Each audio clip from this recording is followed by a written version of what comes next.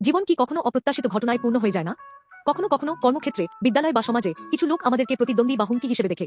তারা আমাদের দূরে সরিয়ে দিতে চায়, আমাদের সম্মান ক্ষুণ্ণ করতে চায় বা আমাদের ছোট করতে চায়। যখন আমরা অন্যায়ভাবে সমালোচিত হই, অবহেলিত হই বা অন্যায় আচরণের শিকার হই, তখন হতাশা এবং কষ্ট অনুভব করা স্বাভাবিক। কিন্তু আপনি কি জানেন, এই মুহূর্তগুলো আসলে ঈশ্বরের দেওয়া একটি সুযোগ হতে পারে। 1 শমূয়েল 1:8-3-1-4 এ আমরা দেখি যে দাউদও এমনই একটি পরিস্থিতির মুখোমুখি হয়েছিল। রাজা শাউল ঈর্ষা ও ভয়ের কারণে দাউদকে নিজের কাছ থেকে সরিয়ে দিয়ে হাজার সেনার অধিনায়ক হিসেবে নিযুক্ত করেন। বাইরে থেকে এটি অবনমন মনে হলেও এটি আসলে দাউদের জন্য একটি বড় সুযোগ ছিল। আগে সে কেবল রাজা শাউলের কাছেই থাকত, কিন্তু এখন সে জনগণের সামনে আসতে পারে, সেনাদের নেতৃত্ব দিতে পারে এবং নিজের দক্ষতা প্রদর্শনের সুযোগ পায়। সে কিভাবে সফল হয়েছিল? কারণ ঈশ্বর তার সঙ্গে ছিলেন। আমরাও কখনো কখনো দাউদের মতো নিচে নামিয়ে দেওয়া হতে পারি, অবহেলিত হতে পারি বা কম গুরুত্বপূর্ণ স্থানে ঠেলে দেওয়া হতে পারি। কিন্তু যদি ঈশ্বর আমাদের সঙ্গে থাকেন, তাহলে এই পরিস্থিতিগুলিও আমাদের জন্য আশীর্বাদে পরিণত হতে পারে। সাফল্য আমাদের অবস্থানের উপর নির্ভর করে না, বরং এটি নির্ভর করে ঈশ্বর আমাদের সঙ্গে আছেন কিনা তার উপর।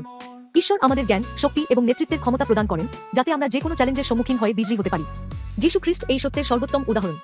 যদিও তিনি ঈশ্বরের পুত্র ছিলেন, তবুও তিনি মানুষের মধ্যে চলাফেরা করতেন, অসুস্থদের সুস্থ করতেন, দুঃখীদের শান্তি দিতেন এবং ক্ষুধার্তদের আহার দিতেন।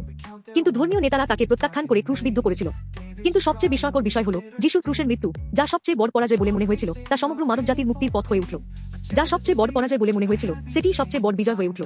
তাই যদি কেউ আপনাকে প্রত্যাখ্যান করে, আপনার পদমর্যাদা হ্রাস করে বা আপনাকে অবমূল্যায়ন করে, তাহলে নিরাশ হবেন না। ঈশ্বর যদি আপনার সঙ্গে থাকেন, তবে তিনি আপনাকে যে কোনো পরিস্থিতিতে বিজয় দান করবেন।